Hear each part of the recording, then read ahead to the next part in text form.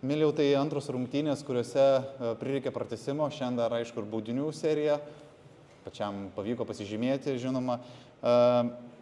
Kaip atsvertini rungtynės, visgi nuo elitinio lygio komanda yra Prancūzija? Vertinu puikiai. Komanda žaidė puikiai nuo gynybos, iki puolimo, iki vartininko. Tikrai nedavėm nei vieno centimetro ledo jiems nemokamai. Noriu tikrai pagerti kiekvieną žaidėją, kad tiek atsidavė ir neleido galvų po paskutinių šitų pralaimėjimų. Tiesiog, kad čempionatas dar nesibaigė ir galim kovoti su kiekviena komanda, kaip ir sakė. Tiek ir su Kazakstano rinktinė, apylygis žaidimas buvo, ir su Ukraina, Japonija, dabar Prancūzija. Jeigu žiūrint į šias rungtynės, galbūt išskirtum kažkurios rungtynių epizodus, kuriuose pritrūko to nedaug, kad švęstume šiandien pergalę mes.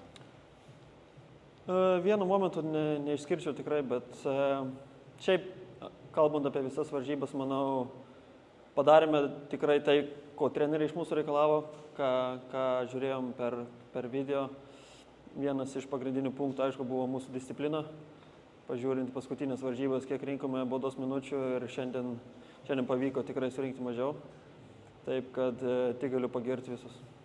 Taip, palinkėsiu sėkmės, liko paskutinė diena rytoj su Lenkija. Gal kažkokios mintys yra apie tas rungtynės paskutinės? Tas pačias mintys kaip ir prieš kiekvienas varžybas. Išeiti ant ledo, atiduoti paskutinį lašelį kraujo savo ir laimėti varžybas. Tai palinkėsiu sėkmės. Ačiū.